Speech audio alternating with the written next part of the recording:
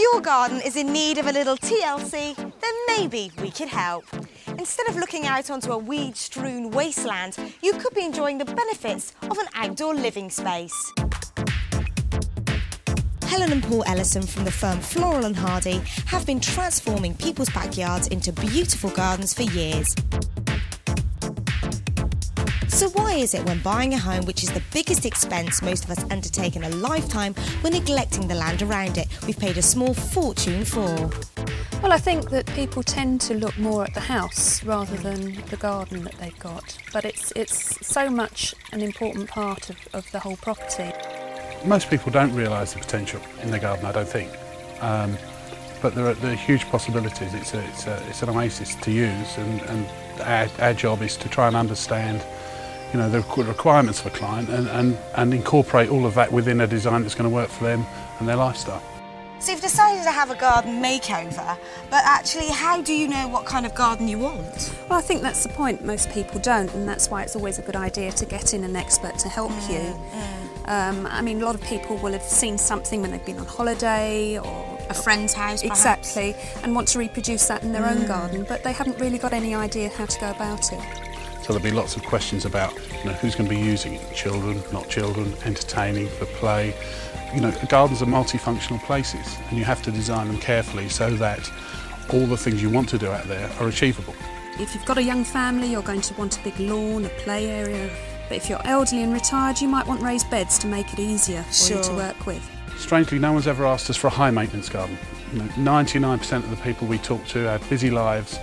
What they don't want to have to do on a Sunday morning is sweat for 3 hours before lunch. What they want to do is have a cup of coffee and read the paper out there.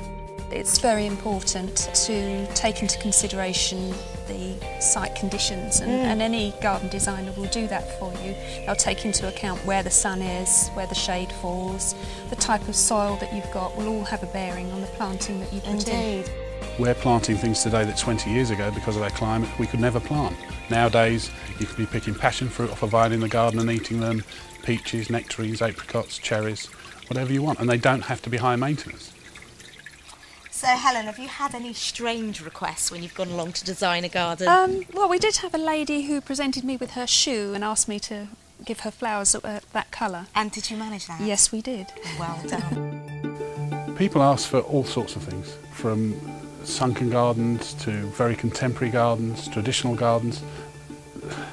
It's as far as the imagination stretches. It's your garden. You have to love it at the end of the project. You've got an absolutely beautiful garden here. Now, what was your inspiration behind your design? Well, I think primarily we wanted a space that when we came home in the evening and at weekends that we could really enjoy. Yeah. With lots of beautiful planting and space to entertain, which we do a lot. What kind of money are we talking for a garden makeover? Well, I suppose that the range is almost limitless, but I would say that most of our gardens that we are building are between 10 and 30,000, something like that. It is an extension to the house. It should be a space that you can use all the year round. What it gives you is something you never had before. It gives you that oasis that is yours, so when you come home, the first place you want to go is into the garden. You want to go out there, you want to interact with it, you want to smell it, sense it and enjoy it.